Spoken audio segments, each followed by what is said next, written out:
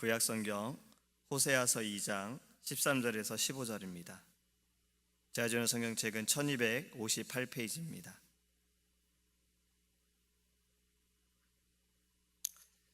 그가 귀고리와 폐물로 장식하고 그가 사랑하는 자를 따라가서 나를 잊어버리고 향을 살라 바알들을 섬긴 시일대로 내가 그에게 벌을 주리라. 여호와의 말씀이니라. 그러므로 보라, 내가 그를 타일러 거친 들로 데리고 가서 말로 위로하고 거기서 비로소 그의 포도원을 그에게 주고 아골 골짜기로 소망의 문을 삼아주리니 그가 거기서 응대하기를 어렸을 때와 애굽 땅에서 올라오던 날과 같이 하리라. 아멘. 할렐루야. 어제의 말씀은 주신 이도 하나님이시요 거두신 이도 하나님이시라. 모든 것은 하나님의 것이다 라고 말씀을 드렸습니다. 하나님의 것을 잊지 말자라는 말씀을 함께 나누었지요. 오늘은 13절에서 15절 말씀 함께 나누기 원합니다. 14절과 15절의 말씀을 보면 하나님께서 13절에 벌을 주시겠다 말씀하시고 이렇게 말씀하십니다. 보라, 내가 그를 타일러 거친 들로 데리고 가서 말로 위로하고.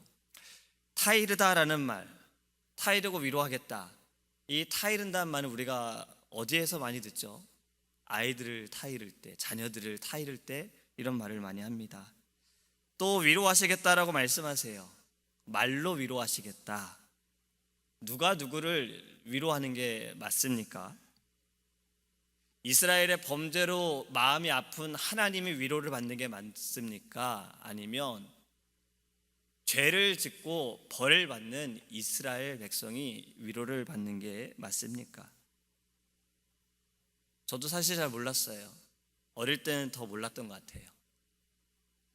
항상 자녀가 잘못해서 마음이 아픈 부모가 사실은 위로를 받아야 하는데 잘못해서 혼이 난 내가 위로를 받아야 된다는 생각이 더 컸던 것 같아요.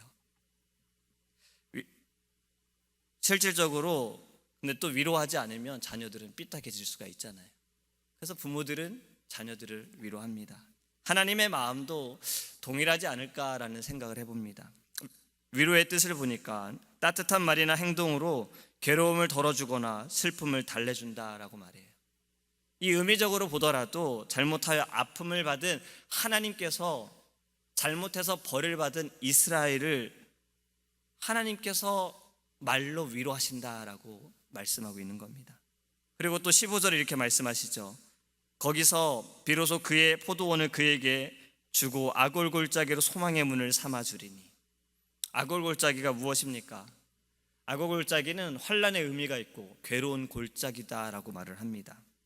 우리가 오늘 부르는 찬송에도 좀 빠르게 지나갔지만 2절 찬송의 시작이 아골 골짝 빈드레도라고 가사가 되어 있어요. 그곳에 복음 들고 가오리다. 아골 골짜기는 여리고 근처에 있는 곳이고 아간이 죽임을 당한 곳입니다. 아간이 누구지요? 여리고성을 무너뜨리고 하나님께서 그 어떠한 것도 취하지 말라라고 말씀하셨는데 이 아간은 물건을 취해서 그것을 감추어 둡니다.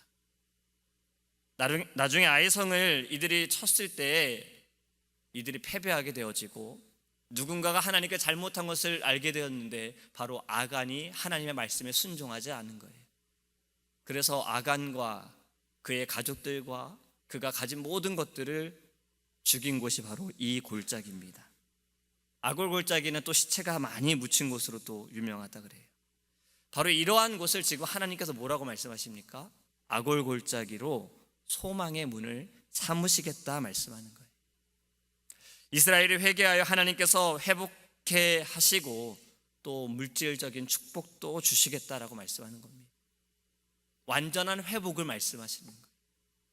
죽음에서 생명으로 바꾸시겠다라고 말씀하고 있는 거예요. 지금 이러한 상황들이 어떠한 상황입니까? 이스라엘이 범죄하고 하나님께 버림을 받고 하나님께 벌을 받는 이 상황 가운데서도 하나님께서는 이들을 다시 회복해 하시겠다라고 약속하시는 거예요. 근데 13절의 말씀을 보면요, 바알을 섬긴 이스라엘 백성을 벌하시겠다라고 분명히 말씀하셨어요. 그리고 또 얼마나 벌하시겠다고 말씀하셨냐면 바알들을 섬긴 시일대로 벌하시겠다. 하나님께서는 뿌린 대로 거두게 하십니다. 그런데 우리가 잘 생각해 볼 것은 하나님의 능력은요, 콩 심은데 팥이 나게 하실 수 있는 분이에요. 사과나무에서 바나나가 열리게 할 수 있는 분이에요. 그렇죠? 하지만 하나님은 그렇게 하지 않으십니다. 왜 그럴까요? 질서의 하나님이시기 때문에 그렇습니다.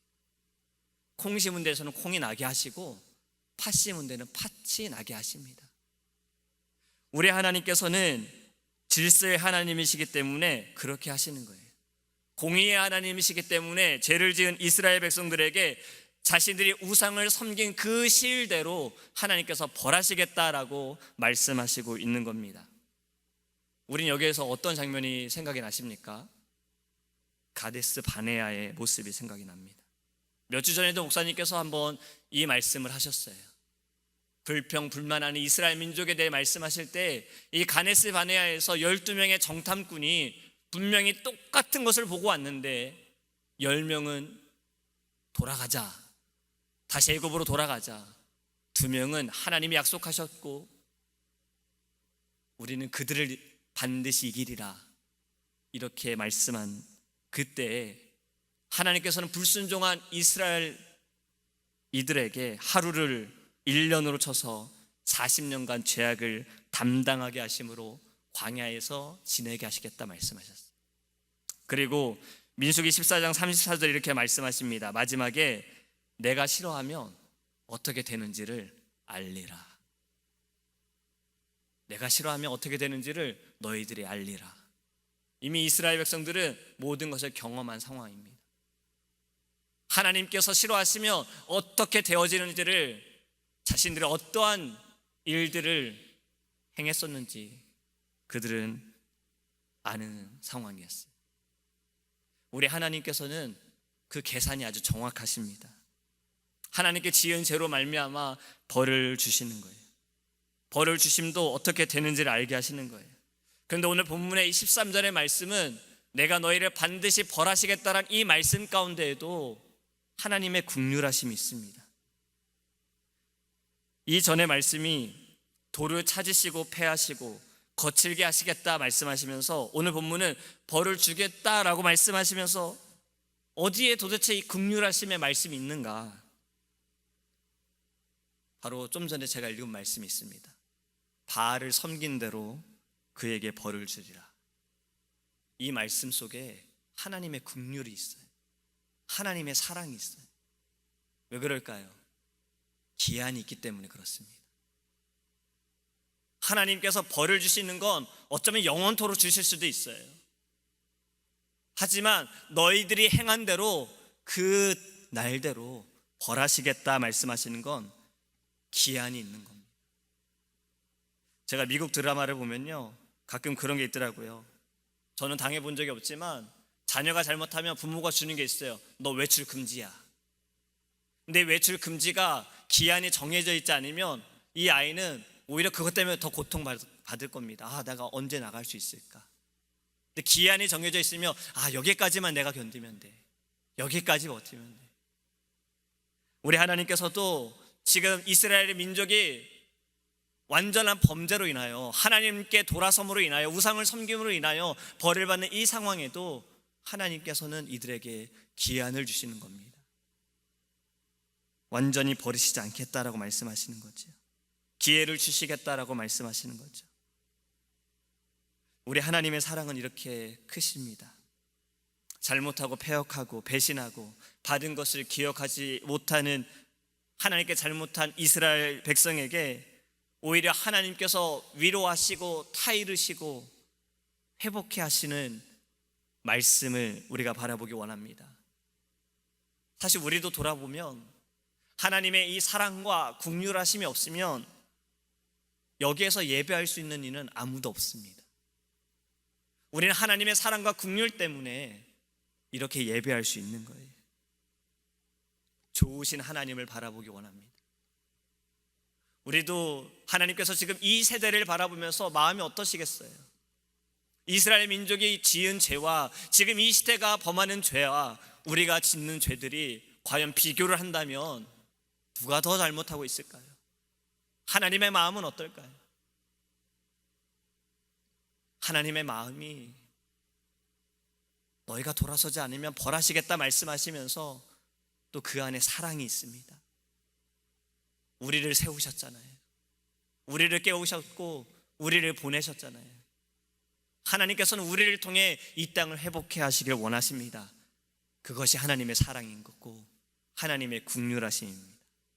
우리가 오늘 하루 살아가면서도 이 놀라우신 하나님의 사랑을 바라보기 원합니다. 그리고 이 세대를 향한 하나님의 그 마음을 이 아침에 기도할 때 우리가 깨닫기 원합니다. 기도하겠습니다. 고마우신 하나님, 이스라엘 민족의 행함으로 인하여 벌을 받는 것은 마땅하고 그들이 버림을 받는 것도 마땅하나 하나님께서는 오히려 그들을 위로하시고 타이르시고 돌아서게 하시고 벌을 줌에도 기한을 두셨습니다. 지금 이 세대를 바라보는 하나님의 마음이 어떠한지 우리가 이 아침에 기도할 때 깨닫게 하여 주시옵시고 이 세대를 회복해 하시기 위해 하나님께서 우리의 교회를 세우시고 우리를 이 아침에 부르셨음을 깨닫게 하여 주시옵소서. 하나님의 그 사랑과 하나님의 긍휼하심이 아니면 우리도 예배할 수 없음을 깨달아 하나님께 감사하게 하여 주시옵시고 하나님의 그 마음으로 우리도 이 세상을 바라보게 하셔서 주의 말씀을 가지고 믿음을 가지고 나아갈 수 있도록 주님 은혜를 내려 주시옵소서. 우리의 교회를 통하여 우리를 통하여 하나님 이 세대를 회복해 하시는 하나님의 그 마음을 깨닫기 원합니다.